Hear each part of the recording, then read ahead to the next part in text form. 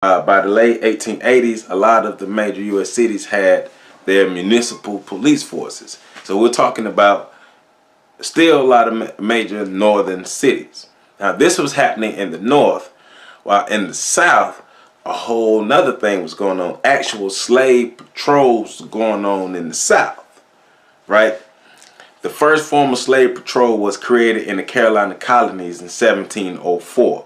Slave patrols had three primary functions. One, to chase down, apprehend, and return to their owners runaway slaves. Two, to provide a form of organized terror to deter slave revolts. And three, to maintain a form of discipline for slave workers who were subject to summary justice outside the law if it violated any plantation rules. Right? So after that, well, after the slave patrols were implemented, then you had all these other vigilante groups, the KKK being created. Then you had these laws that helped to enforce this other stuff, like supporting laws that helped to support the brutality that the police forces were inflicting upon black people in the United States.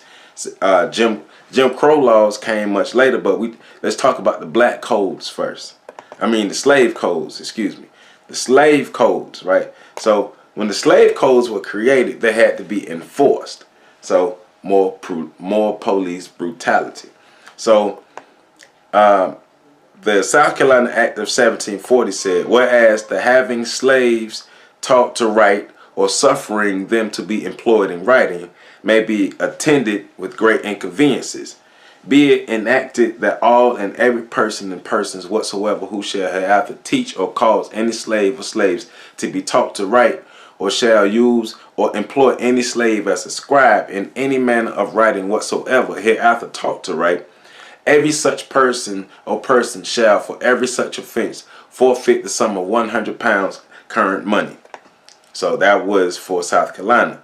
In Virginia, the slave code of 1819 stated that all meetings or assemblages of slaves or free Negroes or mulattoes mixing and associating with such slaves at any meeting house or houses in the night, or at any school or schools for teaching them or reading or writing, either in the day or night, under whatsoever pretext, shall be deemed and considered an unlawful assembly, and any justice of a county wherein such assembly shall be, either from his own knowledge or the information of others of such unlawful assemblage, may use his warrant directed to any sworn officer or officers authority